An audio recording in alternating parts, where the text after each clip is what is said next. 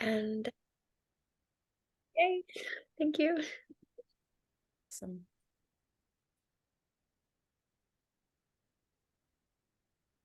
So yeah, we'll just give a few minutes for a few others to come in and for you all to gather your ritual spaces and your altar items. It's always nice to have any kind of, like, I brought in this stargazer Lee. I'm at my dear sister Chilin's house, who's and Eleanor, they're here on the call. There's the three beauties over there. I can see your faces. It's really sweet. But I saw this on, which is one of my favorite. It's And Then What Happens, which is actually very appropriate for the energy of this Scorpio new moon, diving us into the mystery. So if you have any tinctures or anointing oils and things that you can bring in, the olfactory senses and the senses in general are ways for us to start to bridge and bring our sensory awareness from the mundane into the sacred by tasting things and working with the plants, and also smelling things and opening up our olfactory memory bank to bring us into a felt sense of connectivity to nature and to the way that we can commune and to the generosity that nature provides for us. So we always invite and encourage, if you have plants you like to work with, or fun elixirs or tinctures, they're really nice to bring us into ritual space. Also, if you have any perfumes, any sense of rose or sandalwood or anything that just lights you up and makes you feel connected and grounded and yummy, we encourage that. Also, if you have any flowers in your home right now, I see Bay and we both have these red roses here, even if they're flowers from your tree outside, but just bringing in some element of nature, a flower or a plant. And for a very simple altar, it's really nice to have all four elements present. So that's why flowers or some form of nature is really beautiful. Maybe having a little bowl of water, having a candle, and then perhaps burning incense or something that brings the element of air into the space.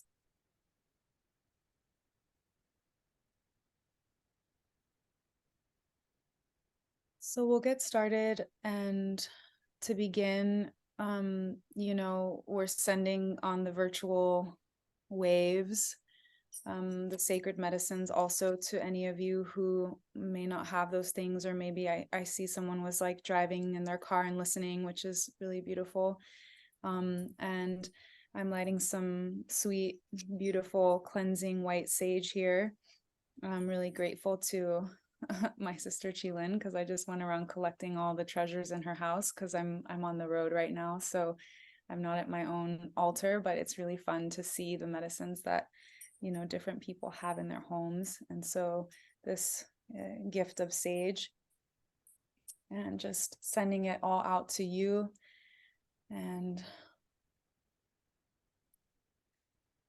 something that we can always do, whether we have the smoke or not, but a way to just bring ourselves in and cleanse is gather. We can all do this with our energy. Gather the energy towards us and wash our hands over our head like Rachel's doing.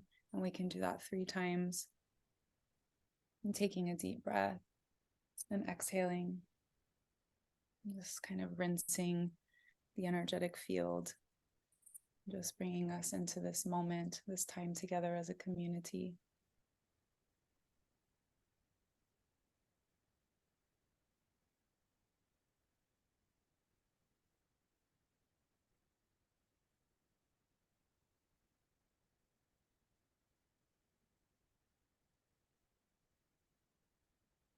So we'll get started with a short grounding meditation. So you can find your seat and close your eyes. You'd like to wrap a shawl around you to be more warm and cozy, you're welcome. And if you're sitting in a chair, you can place your feet firmly on the ground, or you can sit cross-legged. And place your palms either face up or face down on your lap. Finding a tall spine, take a deep breath in through the nose and out through the mouth. Another deep breath in through the nose and out through the mouth. Again, deep breath in through the nose, expanding through the belly. And let it go. And continuing to breathe, finding a natural breath in and out through the nose.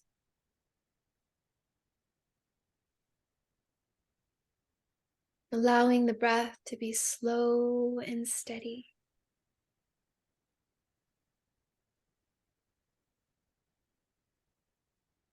Soft and deep.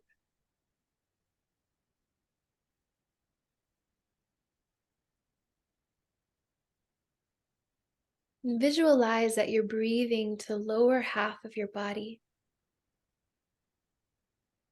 You're breathing into your womb, breathing into your legs, watching the diaphragm press down as you inhale, creating more spaciousness beneath you.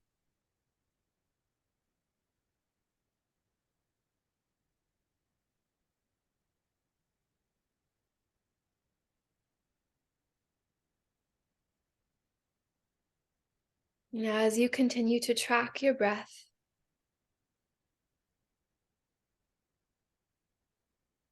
bring your awareness to gravity.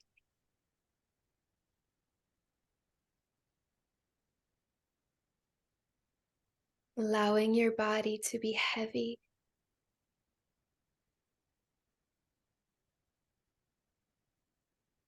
Allowing your root to sink down deep, deep, deep, deep into the earth.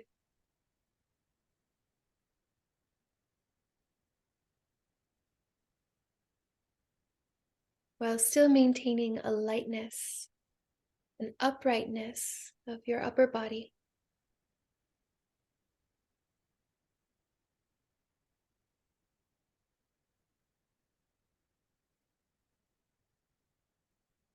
Perhaps this is the first time today that you've slowed down.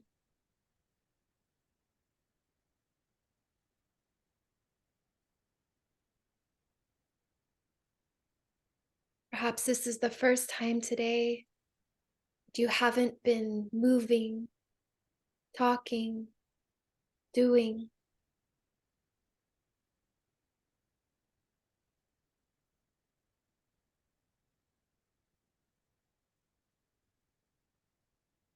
Can you just for the next minute or so rest here?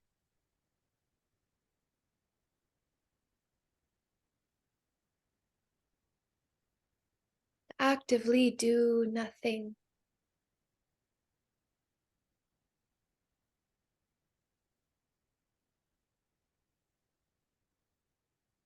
And perhaps consider these words. I am doing nothing.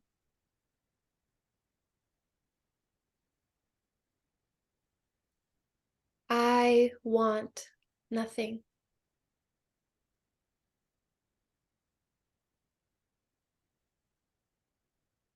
I am nothing.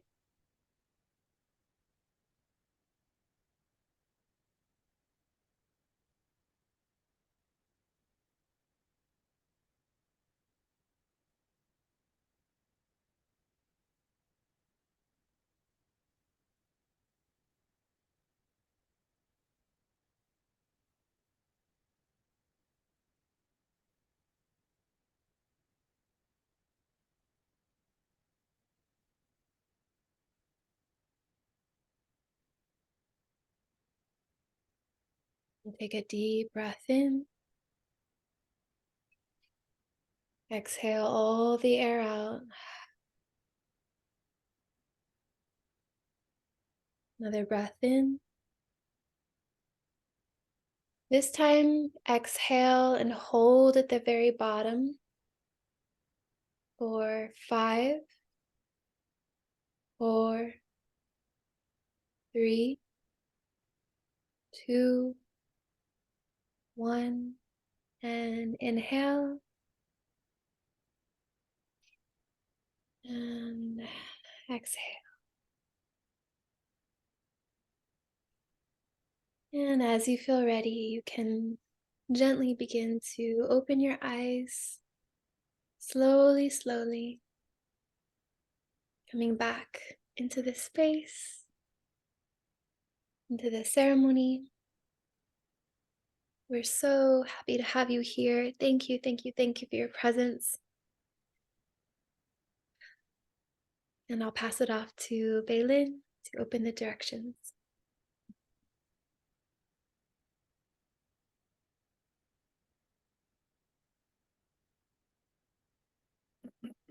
Thank you, Rachel.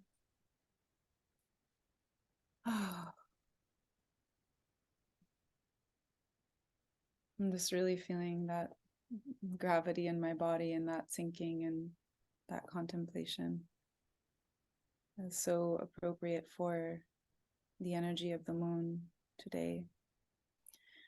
So to honor the wheel of life, to that which holds us, to the above, the below, and all of the elements that comprise this miracle of expression and wondrous dance that we get to and have the amazing opportunity to be with, to walk, to be animated by. And that's what we're calling to.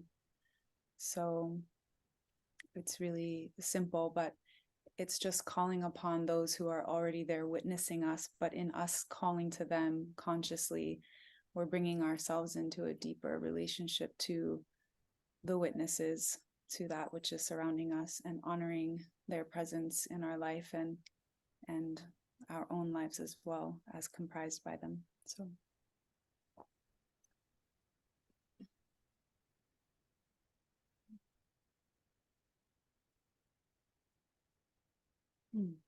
to the Holy of Holies, to the Holy of Holies, to the Holy of Holies, to the Heavenly Father that watches over us from above, to the cosmic star nations and that blanket of blue and black that covers the sky.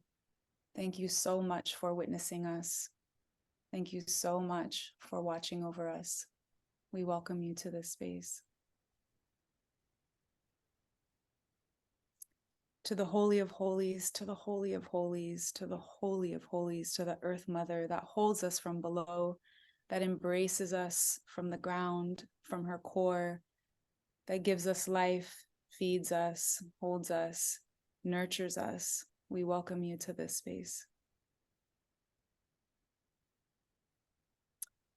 To the air that is our great holy breath, to the fire that is our great Holy Spirit, to the waters of our holy living wombs and bodies and blood, to the earth that is our holy mountain and temple.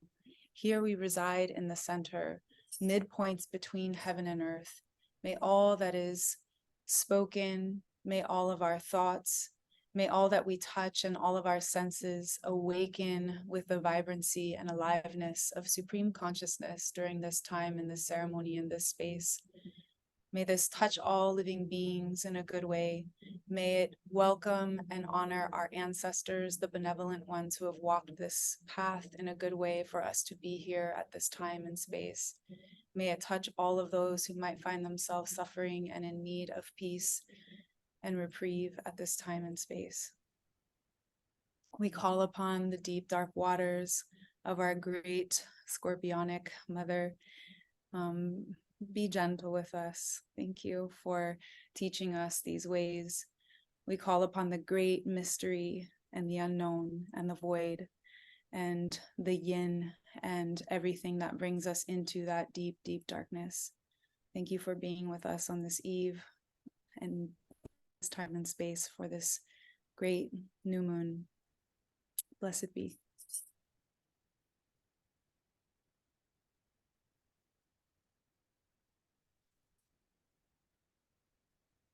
Normally I have a bell and I ring it, but I don't have it with me.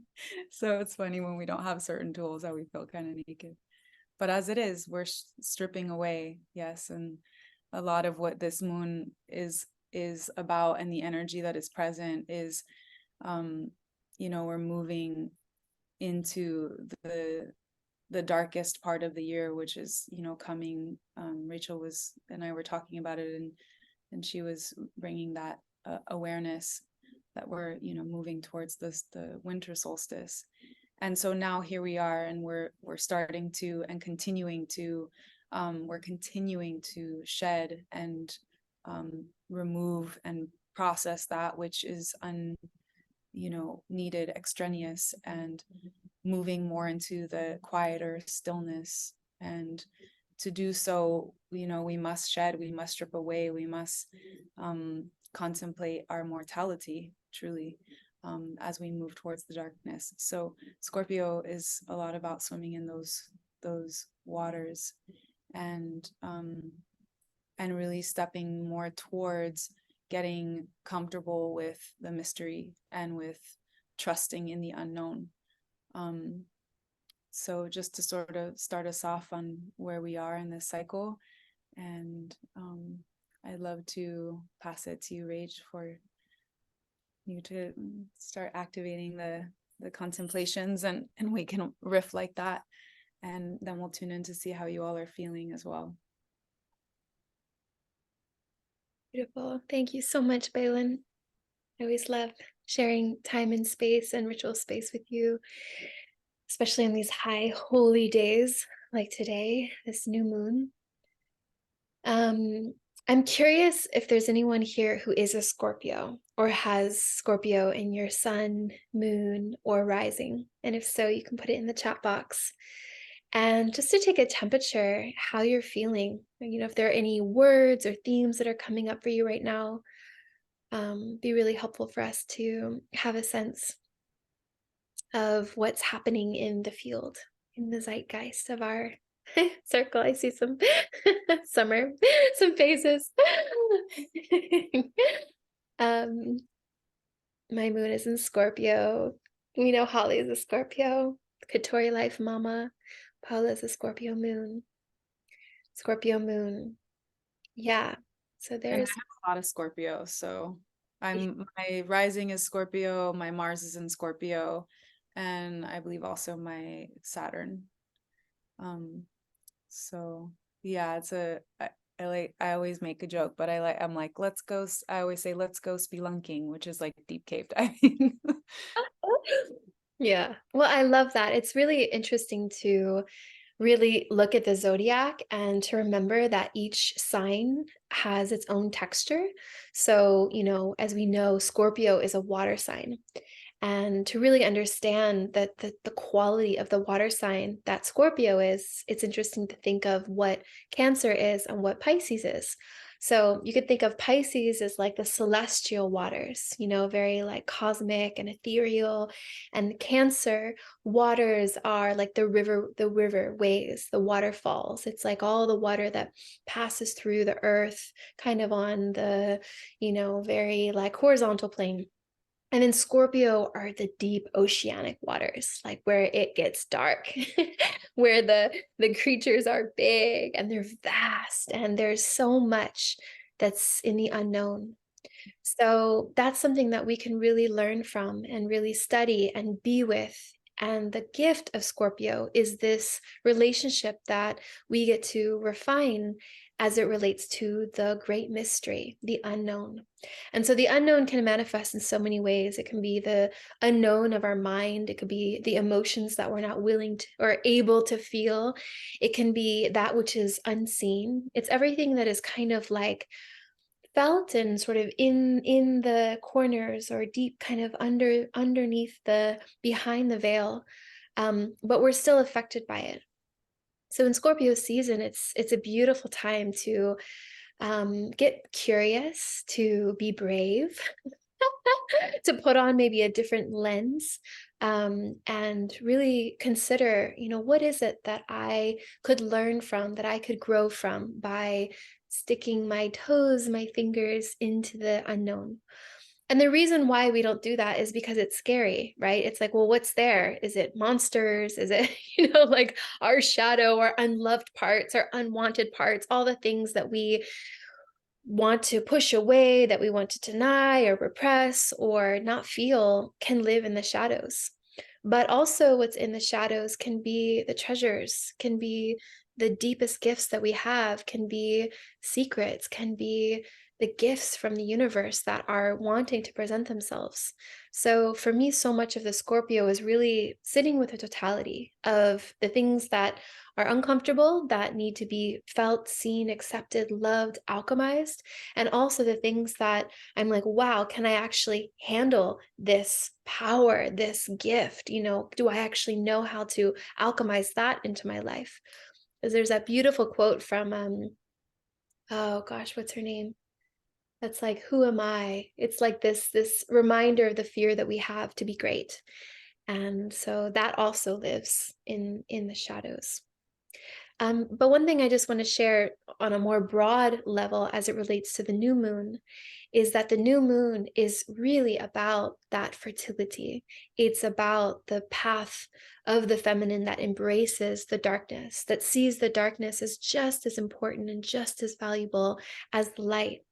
So often we can seek the light and forget about the dark. And in the pathways of the feminine, we embrace the light and we also embrace the dark. And that's why we celebrate the full moon and we celebrate the new moon. And it's what happens under the new moon that informs the expression of the full moon.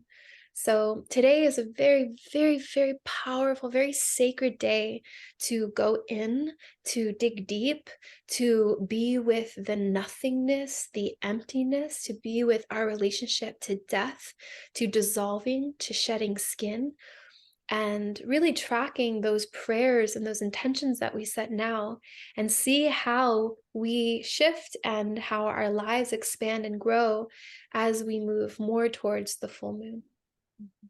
So I'll pause there and I'll pass it to you, Balin. Mhm. Yes, Marion Williamson. Thank you, Camilla. I'm like about to get my moon too, which is so interesting because I feel like whenever my moon comes, all my energy just goes to my womb, and my like brain thinking power is like operating at a different function. So remembering things, I'm just like, my womb is just like pulsing. That's true. I know. I'm just at the end of bleeding, and it's been a deep one. Um, I'm just visualizing and seeing, keywords that are sort of coming, and also the visualizations, like as you're speaking, and as I'm feeling into it, it's like the decomposition, the dissolving.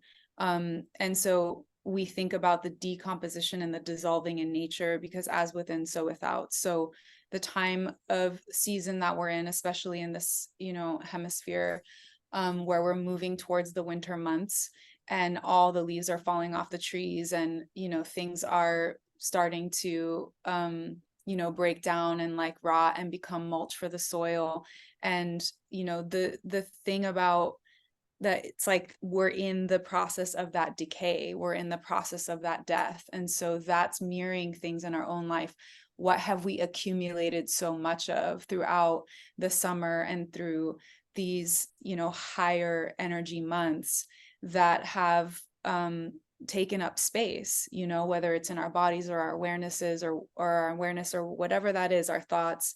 And how can we start to, it's like we have spring cleaning, but what about like the decomposition that happens when we're in this month where we're moving towards emptiness? And we don't actually have enough emphasis on that, right? Where we're moving towards this slower time of year. We also have to let go of, we have to clean house. We also have to think about the things that we are storing that are important for value, for our nutrients. So it's like, what things are we holding on to, and seeds that we want to continue to plant so that they can germinate in these darker months, so that when spring comes, those are the things that start to blossom. So it's really a time to take stock of, and to really go in and ask ourselves the questions around, what is wanting to be let go of? What are we holding on to that we're not willing to let go of, that's taking up space and not allowing us to, cleanse and clear out? And sometimes letting go can bring up a lot of fear, right? It's like, and this fear, the mystery and the unknown, and the fear of like letting things go. And then it's like, well, what happens if I don't have those things? Who am I? Contemplating, what am I without this? My identity, loss, death, you know shedding. And we put so much emphasis in our social culture and structure on like the identities that we like, and the masks that we wear in the world, and those layers can get so thick. So then we have to contemplate like taking those things down, shedding that skin, as Rachel was saying, the shedding of the skin, so that we can actually come back to a core essence and strip away all of that projection and identity, and that those thick layers of programmings, and get down to like the real essence. And the only way to find that is when we go into some really deep stillness. So it's like water distilling itself. It's like you put water in a cup or a glass, and if you let it get still for long enough, it starts to distill itself. And the things, the heavier parts of the water will sink to the bottom, and then we can actually go in there. It's like that, we get still and we start to distill, and we start to see and reflect more on our landscape inside. And when we can start to feel that happening, then we can kind of go in and we can excavate, and we can look at, and we can start to uncover like, what are those treasures, as Rachel's saying, that are sort of in the more murky parts of us. We want to go it's like taking a handful of mud to the sink and washing off the mud, and then finding like little gems and crystals and minerals from the earth inside. So this is like a lot of self-reflection, a lot of taking stock. And I really like the term yin. It's in the Chinese medicine wheel, the term yin, as opposed to like light and dark, but yin and yang. And or like positive and negative, or whatever our dualistic languagings are. I really like the term yin because it denotes not something that has a negative connotation, but actually something that is a process of life itself. And there is never a time where that process is stagnant. So as the yang descends, it becomes the yin. And when you get into the deep yin, the moment it hits that depth, it also starts to rise again, and it starts to become yang, and then it rises into the light and into the fullness and the peak of its expression. And then the minute it hits that peak, it also starts to then descend and move down into young yin, and then all the way down into old yin, into the depths. And so this is a process that's constantly happening, and it never stops, right? It is literally what gives us life. And that yin is also necessary, right? If we resist and push away the yin parts of ourselves, it means we're not giving ourselves space to rest, to sleep, to lay down, to empty, to soften, to go into the darkness, which we need to also germinate and rejuvenate. So sometimes the darkness can be perceived as scary, but it's actually the time where that deep rest and that germination happens, and where we start to really rejuvenate and really grow different parts of ourselves that will take new life and start to reach back out towards the light and the sun. So this is, this alchemical process is happening inside of us, as it's also happening outside in nature and all around us. And we're all part of this living, breathing system that's dying and living and decaying and growing and blossoming and germinating and, dissolving and coming back to life. And it's like, this is this is the process. And so how can we get to love this process and really work with it and lean into it? And so when it's time to go deep sea swimming, we just dive in and go deep sea swimming, because there's treasures to be gained there. So yeah, just, the only way through is in, right? Is, some of these sayings is like, there was a beautiful quote in something I was reading today around trust. And, my teacher often says, be careful what you pray for, because when you pray, whatever you pray for, you're going to get the opposite thing. So you can cultivate that prayer. So if you say, I really want to be courageous, then you're going to get faced with a lot of situations that test your bravery so that you can cultivate that courage. And so trust is a very similar thing. To dive into the unknown, it requires trust. So the opposite of trust is the mystery, is the unknown. It is the fear of not knowing what's there, and to have trust to move towards something that we don't know, to move towards the unknown and cultivate that trust, to be like, okay, I trust that as I walk and take each step in life, I'm walking into the unknown constantly. How can I actually come into a deep relationship around that as truth, right? That there are no guarantees, and that this is it. Like, this is it. And we're constantly diving into the unknown, whether we like it or not. And we create these situations to try to control and manipulate the world around us so that we feel safe. But the reality is that there is no safety other than embracing the fact that,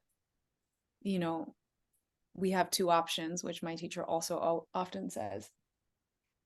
You have two options. I think Rachel likes this one too. I like this one too. We talk about it all the time, but it's good. He goes and he says, okay, I'm giving it to you. This is it. You have two options. And that's it. Two options. One, you give it away. Two, it's taken from you. Those are your options. That's it. That's like, as we're moving towards contemplating our mortality and our death, you have those two options. You give it away or it's taken from you. Across the board, no matter who you are, no matter what walk of life you're in, you either give it away or it's taken from you. And that's it. No matter how much of you have accumulated, no matter how much you have, no matter what place you are in the peak of your life or in the depths, whatever it is, you either give it away or it's taken from you. So when it's pried from your fingers and you're holding on so tight, the suffering that occurs in that space is so much more vast. It requires a vast amount of energy to hold, So how can we get more comfortable with giving it away? Giving that which is going to be taken from us anyways, giving it away, right? And what does that even mean? And it's different for everybody. So I'll just pause there. Yeah. I do love when Witta talks about that. It's such a deep, deep reflection and such an invitation for how we might cultivate a letting go practice in so many areas of our lives. Every time we exhale is a letting go. Every time it's the new moon, we get to let go. As women, every time we bleed, we shed and we let go. We are designed to practice that letting go, and we're preparing for the greatest letting go. And what a profound thing to hold also in our hearts is, like, as Buddha will also say, may I have a good death. Like, what does that mean to go feeling complete, to go feeling like you have given it all away, to leave feeling like your breath is one, that last breath is one that you've practiced and that you've prepared for 1,000 times over. So as we are here and we're alive, we get to remember this and to embrace death as a part of life. And we know we come here, we go, and throughout our time here, we have all these mini rebirth opportunities as well.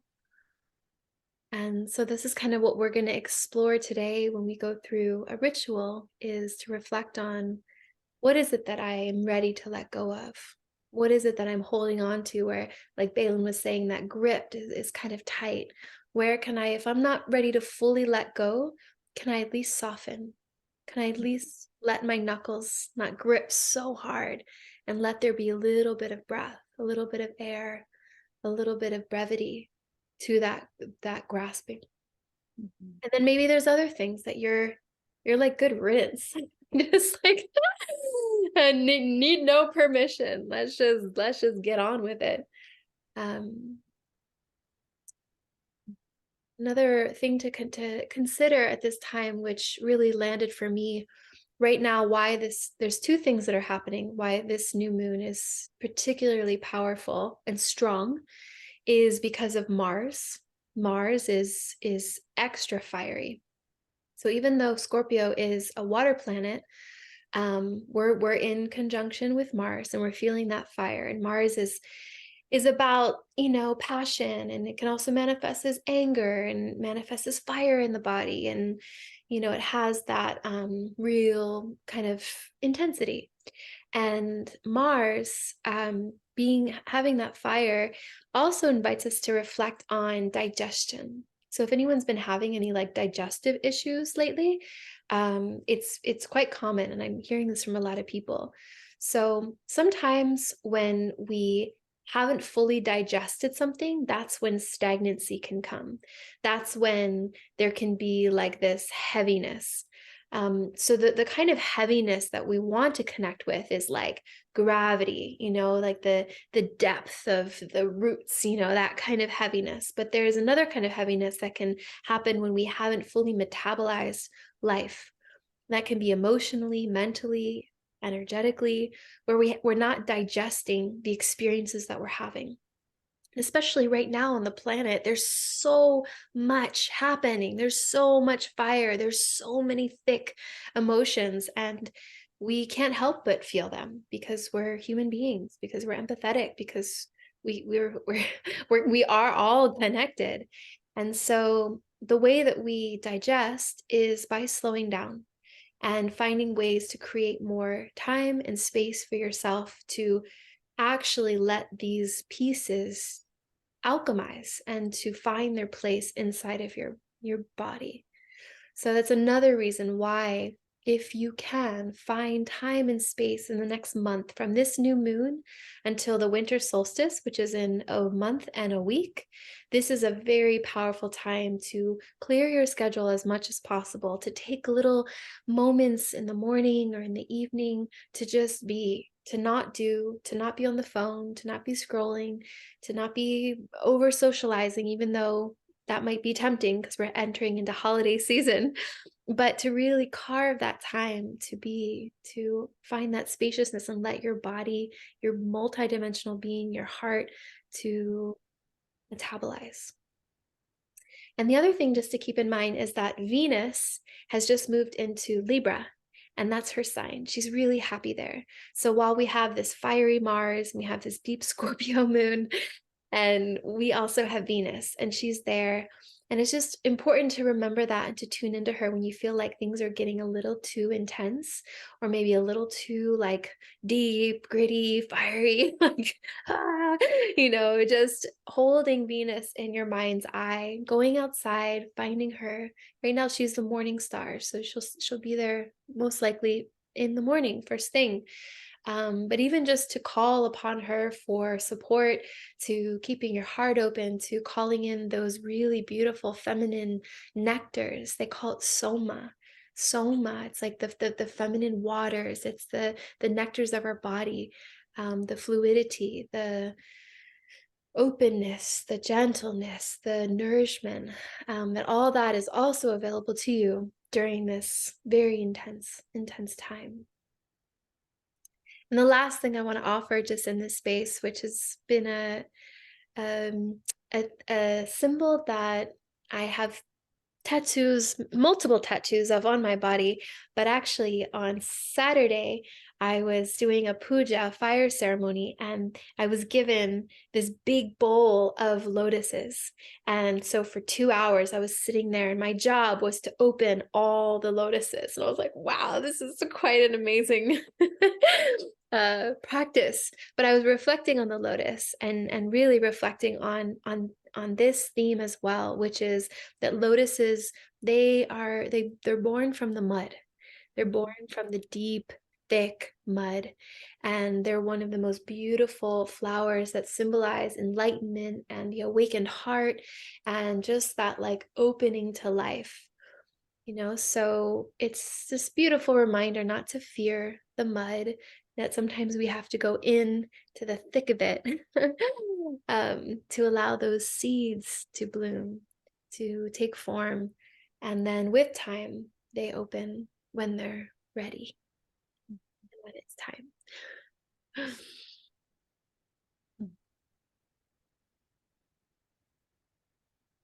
Yay, amazing.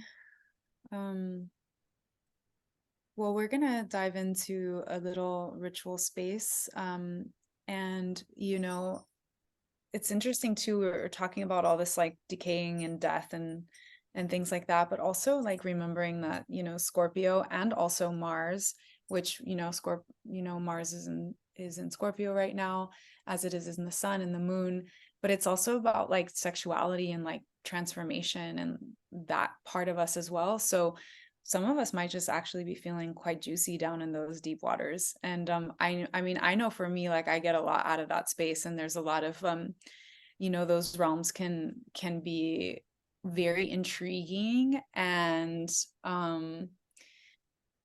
I feel more tripped out in the emotionalities of like Cancer and Pisces. But then when we get into Scorpio, I'm like, oh yeah, like I can really like sink in and like feel this space, because it's also like a place that feels like home to me. So I'm like, oh yeah, death. Let's talk about mortality. Let's, because sexuality is also a part of that, because sexuality is life. And there's an aspect of us that when we come together to germinate life, a little piece of us dies so that something else can be reborn. And like this is, that this is the juice of of the gods and the goddesses and Shakti and Shiva, and that aliveness is there too. It's such an alive richness. And so if that's also like what's present and what we're feeling, just like really bringing that into the caverns and like really germinating into that sensuality,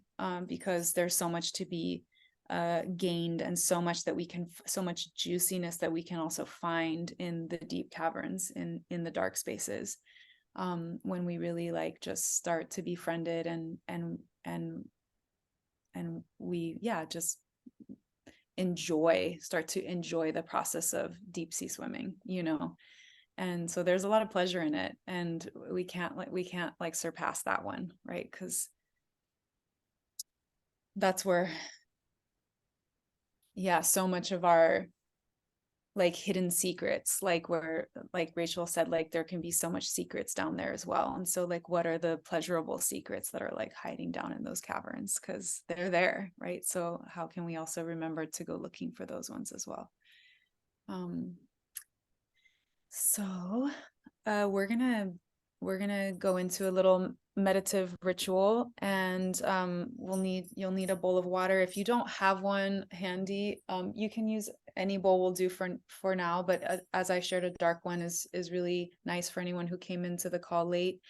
We'll take just a minute break to reset, use the restroom if you need to, and just a quick one, and grab a bowl of water if you don't have one. And we're going to dive into a little meditation, a little ritual, and a little journaling. So also if you need a pen and paper or your journal, then grab that as well.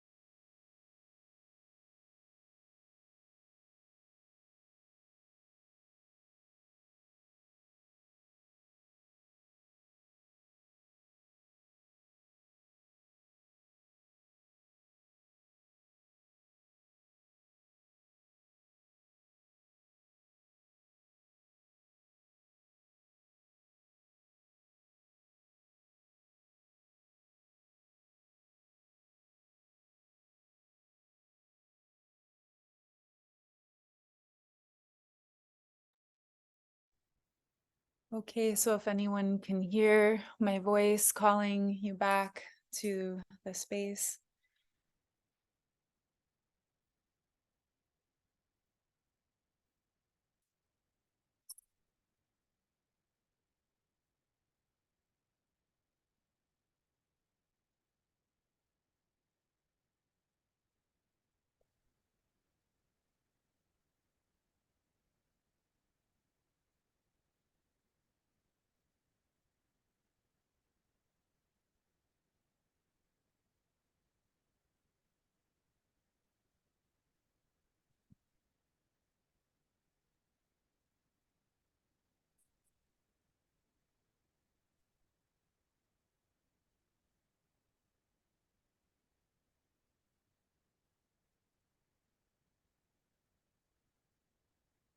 So we'll begin. Rachel's going to start by guiding us.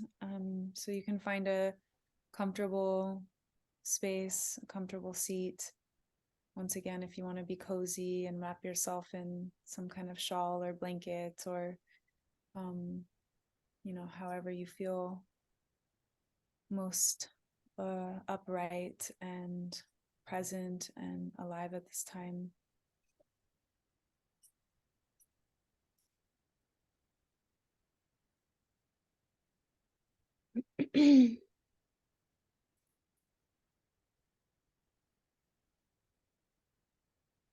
Allowing your eyelids to get heavy as you draw your awareness inward.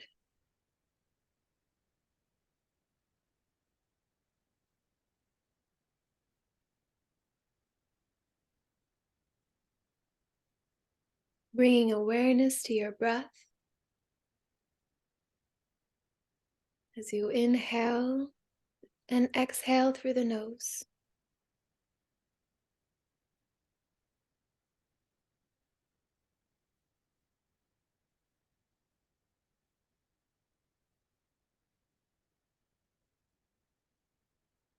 Bringing your awareness low to the ground. It's almost like you're leaning back and dropping down.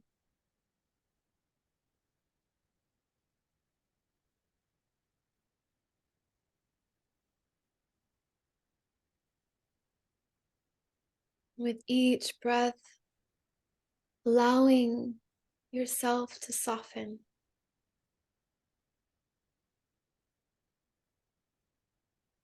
Where can I soften?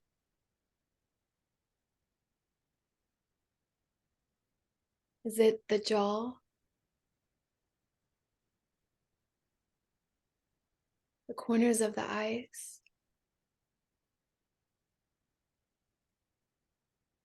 Tongue?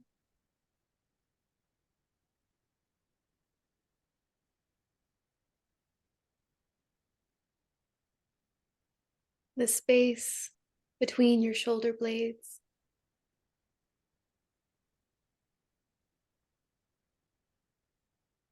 The space in front of your heart?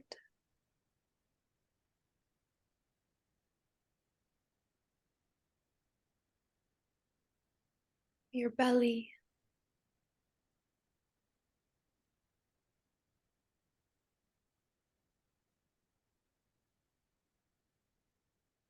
Just doing a little body scan to see where can I soften and where can I open?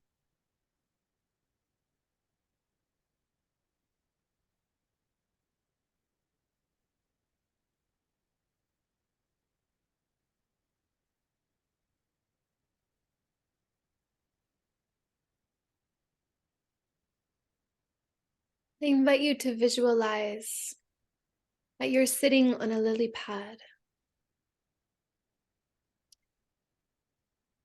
and below you is your root, these deep, murky waters.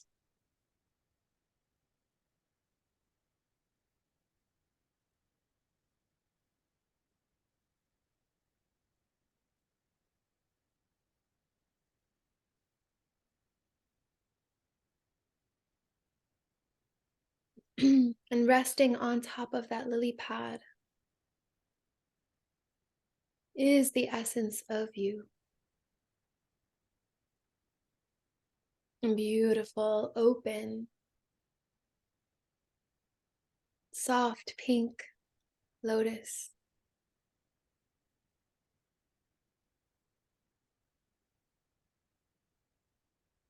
And see if you can hold both at the same time.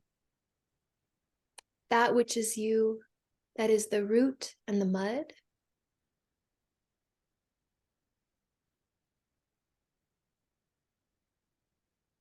And that which is you, that is the open petals.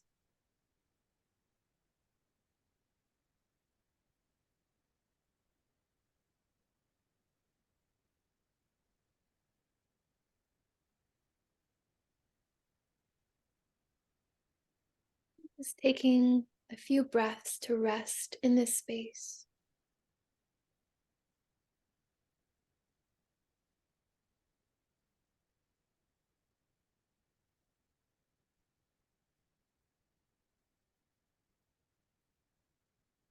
That which is below the water,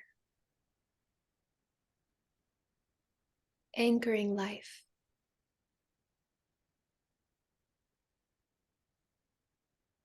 And that which is above water, expressing life.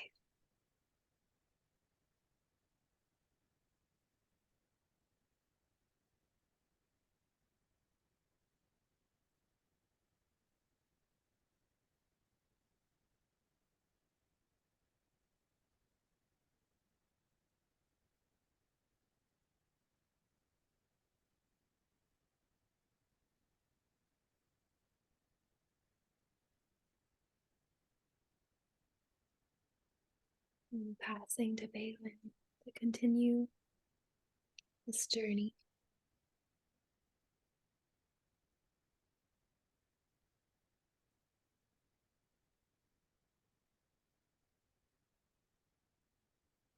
So feel your body sitting there, floating on the surface. It's comfortable. It's not too warm or cold. It's like you're floating on a still pool of the unknown.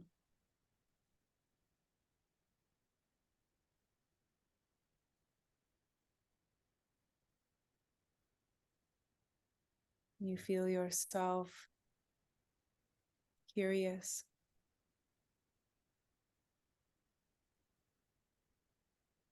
and you're giving yourself permission to lean forward and look into the black void of water.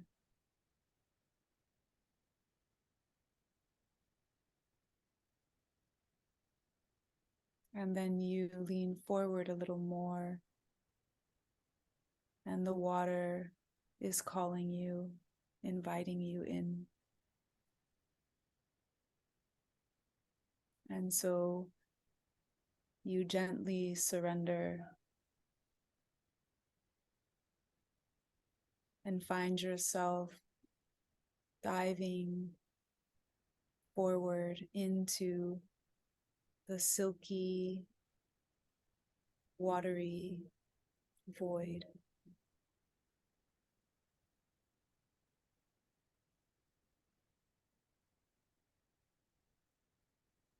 The water is caressing and holding your body.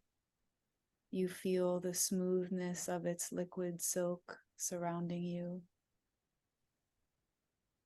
It's warm and cool all at the same time.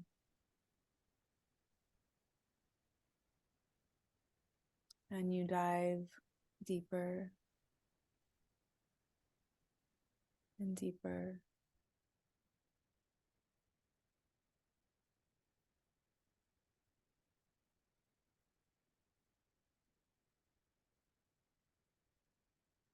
And then you see a cavern and you swim inside.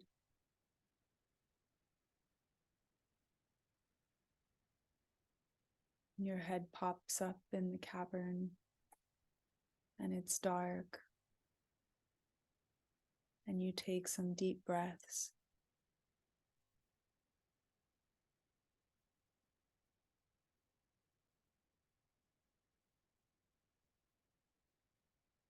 And you're comfortable there. The ground is shallow enough for you to sit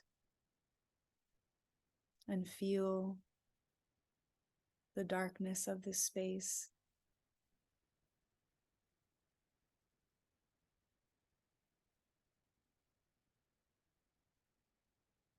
Now, from this place, you can soften your gaze and find your way to your bowl holding water. And if you don't have a bowl at this time, just stay with the eyes closed, gazing into the still, dark, black lake.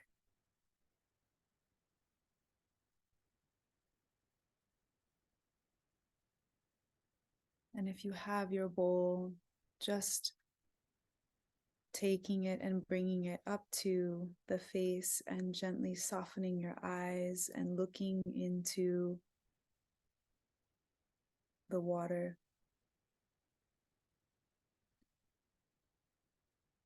Keeping the gaze so soft,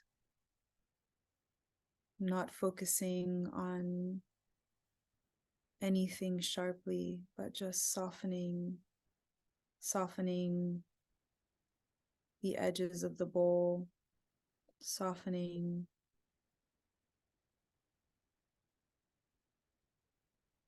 the point of awareness, and just allowing the gaze to dive into the surface of the water,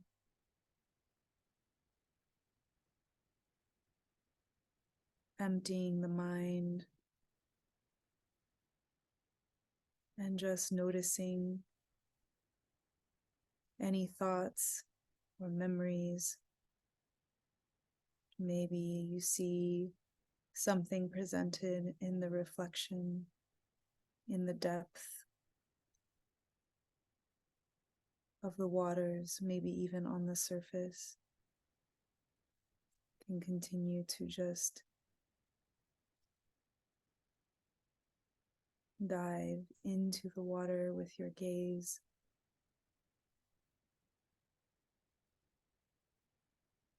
allowing it to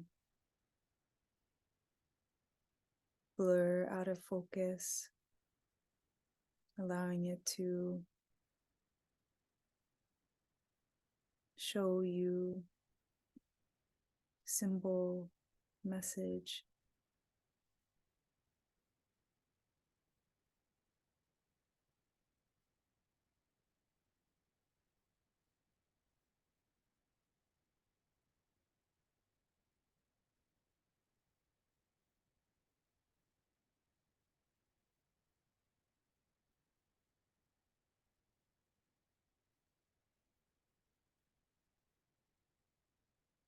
just keeping your attention and focus and soft gaze into the bowl, breathing deeply,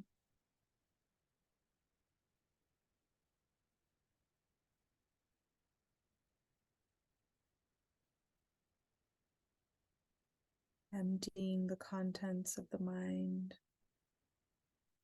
into the black void.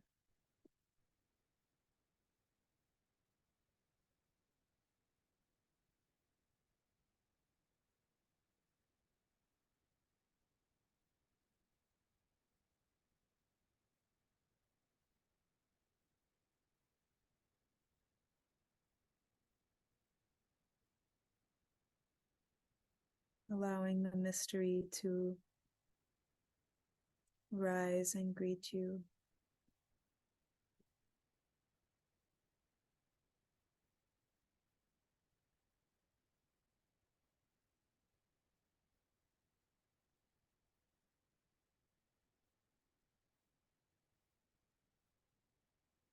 when you feel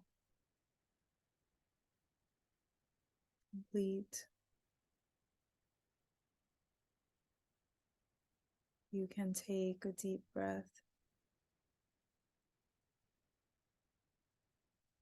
Thank the water. Thank the deep, deep darkness.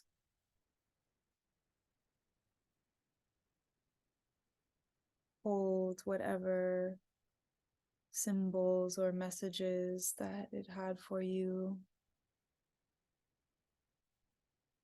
You can gently find your way to placing the bowl down.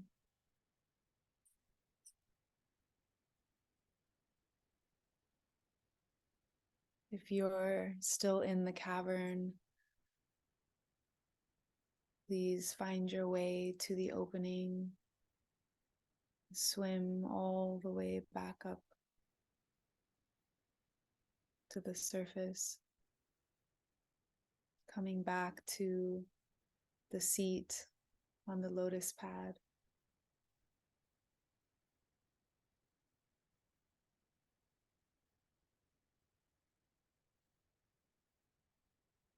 Feeling your petals there opened, your roots extending into the murky waters.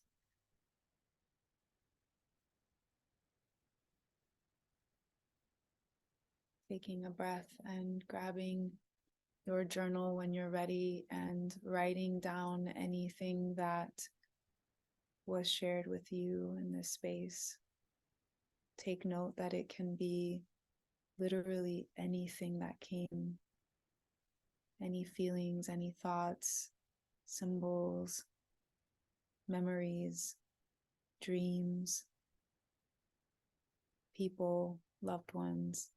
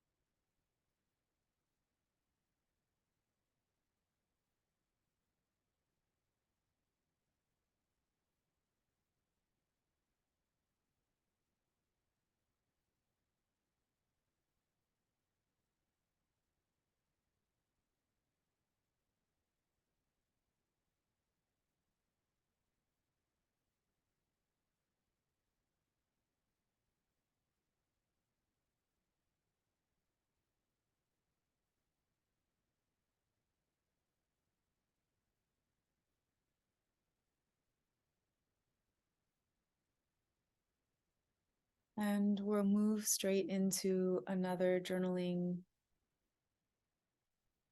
prompt, our journal prompt for the evening.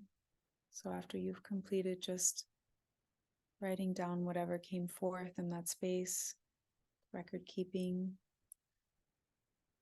those messages, those symbols, and then finding another page and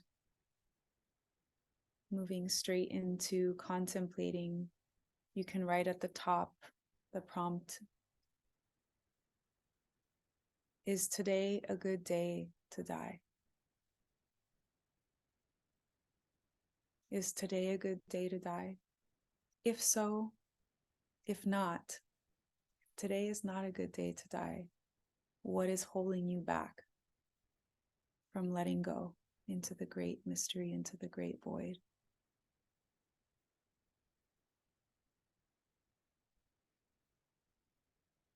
You can use this as subconscious, stream of conscious writing. So pen to paper, no edits, anything that comes to mind when we contemplate this, confronting our mortality, confronting what is in the way between ourselves and the great liberation. Is today a good day to die?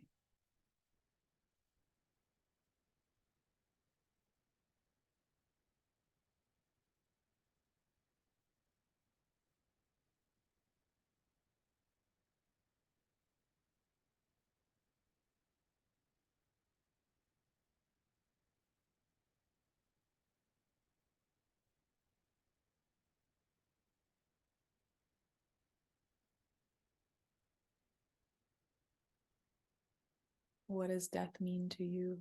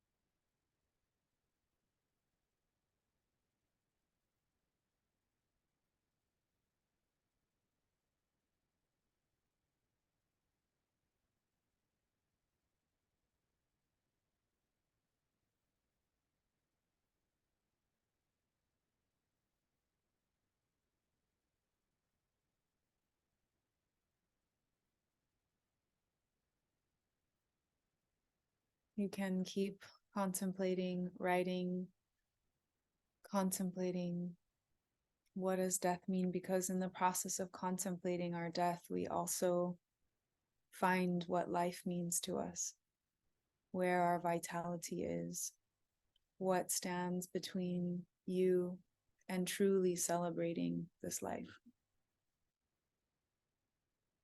What are you afraid to lose? What are you afraid to let go of?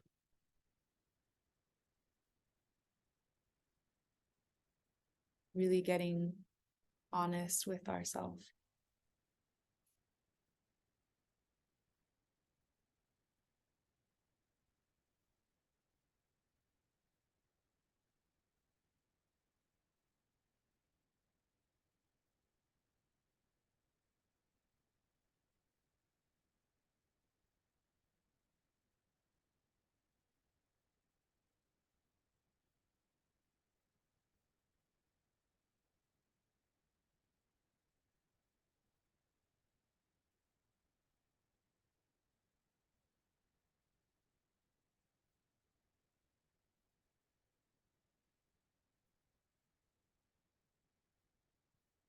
When you're ready, you can bring your words to a close for now, and you can always return back to this question. And it's one that, I my teacher often asks, and I highly suggest that, we all at different times in our life, as much as possible, contemplate. And whatever that list is, of those things that get in the way and of between us and being able to say yes to walking towards our death with honor. We got to sort those things out. It's time to sort those things out. Tell the people that you love them every day, because there are no guarantees. We live a mortal life, and we're very fragile creatures and beings, and we never know when it's the last moment. We don't. And I'm sure that we all have different instances in our life when we have experienced one moment someone being here, and then the next moment they're gone. We all have that fate, that potentiality to be blown away just like dust. And so that can feel really heavy, but actually it can bring a, a, a tenacity for celebrating life to the fullest into our awareness as well. And so if we can heal all those things, all those places where we have struggle and strife and where we hold on too tightly, and we can actually let go with great trust, it leaves so much beauty in the wake, and so much beauty in our relationships, that actually, when it is that moment, those who are there grieving us will have more of an opportunity to celebrate that life that we lived, because there was such a vivaciousness for it, and a passion to live to the fullest, to experience and to let go into that great stream. So, well, we got to sort our stuff out, you know. It's now or never, right? Now is the time, always.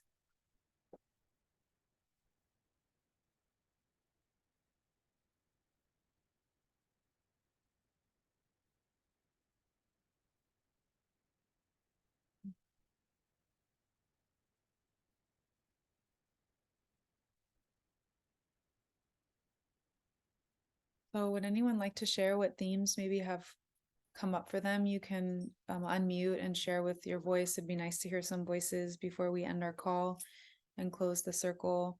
Or you can write them in the chat. We can read them. Anything that wants to be witnessed.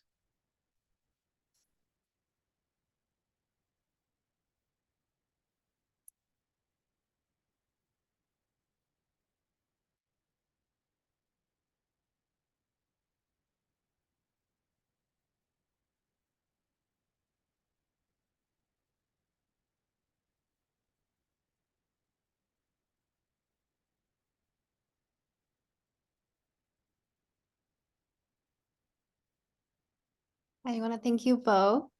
It's been so long since I've been in your presence, and it's always such a treat to be so nourished and held by you both. And thank you. I'm in New York right now, and it's really dark and chaotic, and it's such a treat to just be able to come back into myself and in a space with you both. So thank you.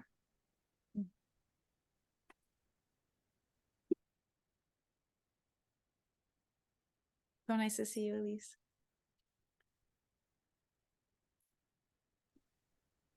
I'm muted. We love you. So good to see you, Elise.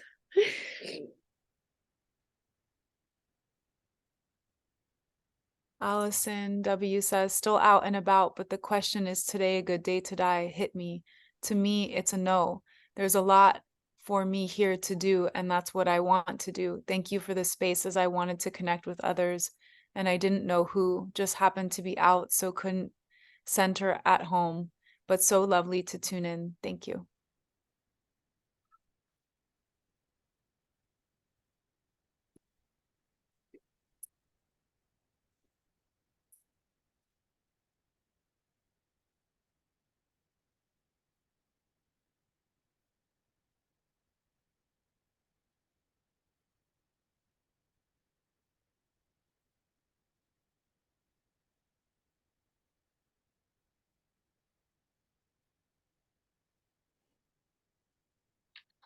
I'll speak.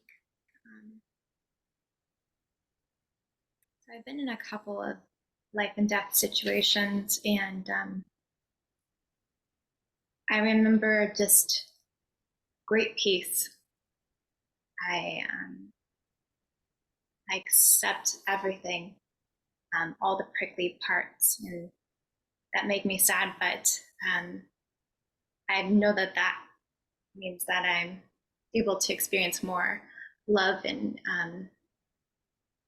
just all the good things. I notice it more, so I accept them both. And I just remember just great peace, and I'm not afraid to die, but I also believe that what came to me is death is like an end of a romance, and this life being the romance. And romance is, it's loving and sweet and passionate, but it also, there's those fights and the building and the acknowledgement of things that need to be worked on, and that, you know, just loving each other, even if those things don't get healed, just loving everything, the whole journey. So to me, I don't want to die yet, because I like the romance. I love being in the movie, and I get to keep showing myself ways I can be brave and ways I can love even more and keep growing. And it's kind of cool to watch myself, and it's kind of cool to watch everyone else kind of play with each other and have this adventure or romance together. And I think I'm just afraid of not being around to take care of people and provide love for some of my loved ones that need a lot more softness, and to tell them to forgive themselves and it's okay and things like that. And I know that that part of me is the control. I want to control the situation. So I think that's what I need to work on. But it's just controlling like someone else's situation, and I have to trust that they're going to be able to be okay even if I wasn't here.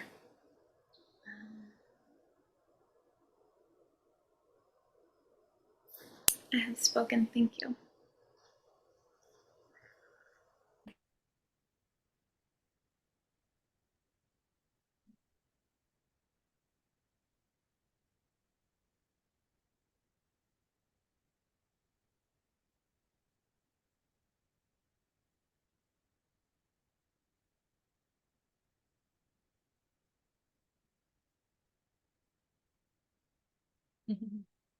Everyone's thanking you for sharing. Thank you for sharing. Yeah, beautiful words.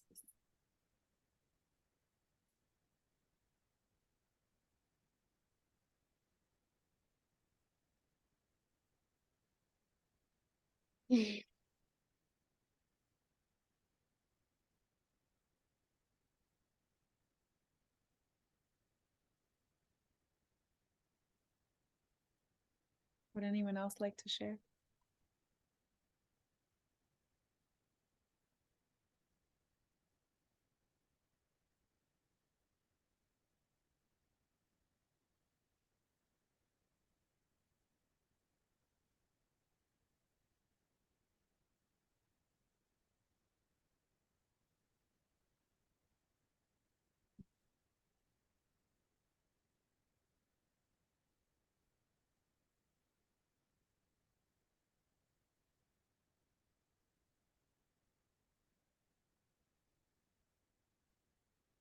So something to clarify while, you know, anyone's hesitating on sharing their voice or deciding whether they want to or not, is that, you know, when we approach this contemplation, this, you know, we're exercising a part of ourselves. Is today a good day to die? It's not, do you want to die or not? It's not about want to, right? Of course we don't want to. We don't want to go. Maybe some people do. Maybe it's just maybe there's just too much suffering, and that's part of what's going on in the world, and that's a really heavy burden that some people carry in this life, that they want to, because to continue to live, it's too painful. And so it's not a contemplation of whether we want to or not, but it's, if it was knocking at our door, if death came knocking at your door today, would you be able to say, okay, I've lived a good life thus far. I've done the things that I've wanted to do thus far. Of course, there's always more to do. There's always more to create. There's always, you know, there's always more, right? That's the beauty of life, is it's infinite. And we start getting a taste of that eternity of our short time here. And it gets really hard to be able to let go of this vessel and this form of how we're living. But if it was there and it was approaching, would we be able to say, oh, you know what? Like, everybody that I love knows that I love them. I don't have to go apologize to anyone over there, right? It's like, death is a funny thing because when it comes strong. And I've watched two different kinds of deaths occur in life. One, someone who's suffering greatly and leaves a wake of suffering in a trail of that behind them with their loved ones and their children, and and everyone grieving all the things that weren't said, and the guilt and the shame and all these kind of things that continue to perpetuate more suffering and trauma. And I've also seen someone go who wasn't even that old, was quite young, but was such a bright spirit that, of course, there was so much grieving, but there was also like a celebration because people weren't pained by their relationships to that person. They were like, wow, like, yes, I'm like, the grieving around losing this person is so deep, and this person was so amazing. All we want to do is honor and celebrate their life and actually be more of an embodiment of the qualities that they left in their wake, right?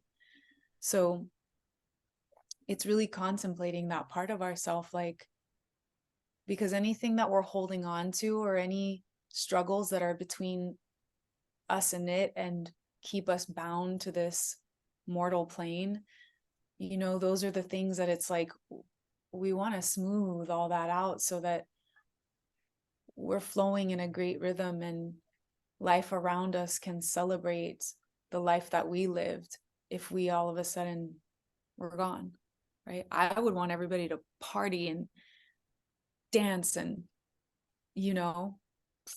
like, I'm just like, please, I'm like, like celebrate this life, right? So just as a little extra sort of contemplation around that. Sarah Jones says, in the water, I could mostly just see my own reflection, but with a perspective shift and a leaning back, I could see the darkness and infinite possibility. The message was that I'm the only one in my own way. And the contemplation about death was a deep sense of liberation and freedom. To die is to release myself to the next chapter of my soul's evolution, whether a physical or metaphorical death. Today is good as any. To accept and embrace death is to accept and embrace life.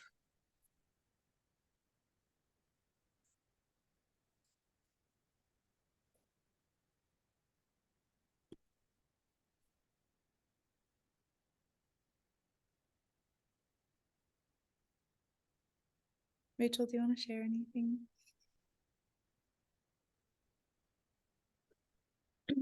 This is just such a beautiful conversation, and one definitely to continue to ponder and to be with. And as my teacher will say, manana, manana, to keep chewing on it, to keep rolling it around in your mouth, to continue to ask these questions and listen and come into that deeper clarity around what is your relationship with death. One thing that came to mind was this idea of, like, if you feel so inspired, like putting together some sort of document. This was something that was an invitation for me, I remember 10 years ago, but some kind of document that then you maybe share with maybe your 3 closest loved ones. And that could be something around, like, I don't want to say like what you want, what you would want your funeral to be like, but like in the event that you were to leave, like what does that look like? What do you want to leave behind? What kind of documents, what kind of, messages, or what kind of thing would you love people to know about you? And it might sound kind of like grim and a little bit like Scorpionic, But in doing this process, I found it to be so liberating and to really just embrace death that much more, to know that there will be a time when I go, and what do I want people to know? And so often, even with funerals, there's like this very traditional way in which it's performed. And Valen and I have talked a lot about this, but just like that emphasis on celebration and leaving behind, for me, like, how may I leave behind roses in my wake? How may we like leave behind in our wake more awakened hearts, more joy, more love. And just in that process of writing it down and putting together this document, which I feel like it needs a name. I don't know what that name is, but it can help kind of clarify and refine some of these questions. So yeah, I just wanted to offer that. I think I'm going to be doing this in the next month for my own well-being. Yeah, and just wanted to pass that forward in case it inspires you in some way. The final ecstasy. Rapture. Yes. The document. The final ecstasy. It's like exhale, but it's like ecstasy. Final ecstasy.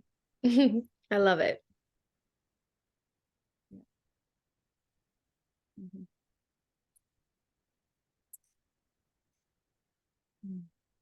So we're at time. I'm going to just say the closing prayer. And if anyone wants to stay on for a few more minutes and share anything, but just to close this space in a good way, in case anyone has to jump off. So just really honoring the great yin, the deep darkness, the great mystery, the unknown.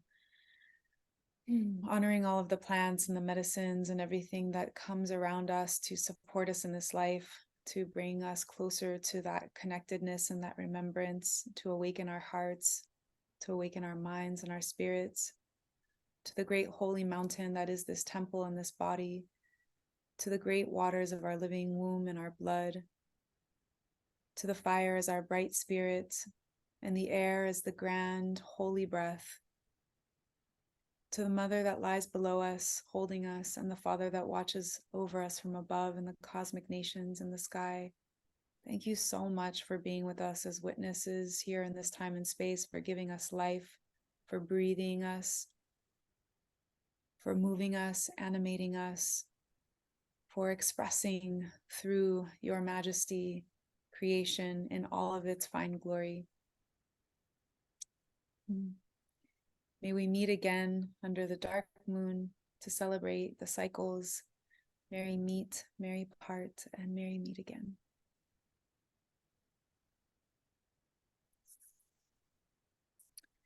So I just wanted to close the space in a good way. If anyone wants to share, you can unmute. If anyone needs to go, you can jump off, and thank you for staying. Yeah, it feels like a very contemplative new moon. Some of them feel so much, there's a lot of energy and life, and now we're like moving into the depths, and it's a lot about stillness and quietude and contemplation and reflection. So thank you for coming and being in that reflective space with us this evening. And we're here for a few more minutes if anyone wants to share.